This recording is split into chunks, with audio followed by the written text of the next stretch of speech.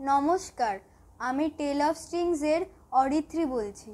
ফিরে দেখা ধারাবাহিকে আমরা ফিরে দেখব সেই সব সংগ্রামীদের যাদের ইতিহাস সেভাবে মনে রাখেনি। আজ আমরা শুনব জ্যোৎস্না দাস বা মান্তু দাসের কথা। ওয়ার্দা মহিলার আশ্রমে শিক্ষার্থী ছিলেন মান্তু দাস। 1941 সালে একটি মদের দোকানে পিকেটিং করতে গিয়ে তিনি গ্রেফতার হন।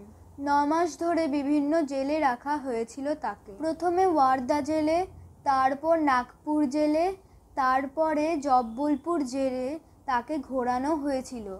ছাড়া পেয়ে তিনি মেদিনীপুরের সুশীল কুমার ধারার গরম দলে যোগ দিয়েছিলেন।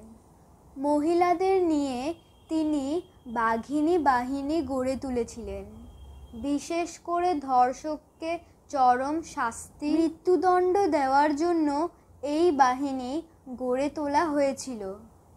নিজের হাতে তিনি সাজা দেন অনেককে। 1944 সালে গান্ধীজির কথায় তাম্রলিপ্ত জাতীয় সরকার অবসান হলে তিনি আবার ওয়ার্দা ফিরে আসেন। তারপরে ইতিহাসের পাতায় মান্তু দাসকে আর সেভাবে খুঁজে পাওয়া যায়নি। এইভাবে হারিয়ে যায় কত মান্তু দাসেরা, কতজনের কথাই আমরা মনে রাখতে পারি।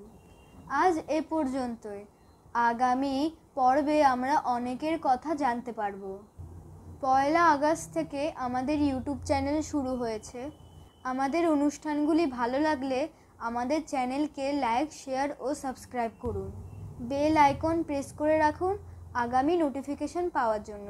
নমস্কার।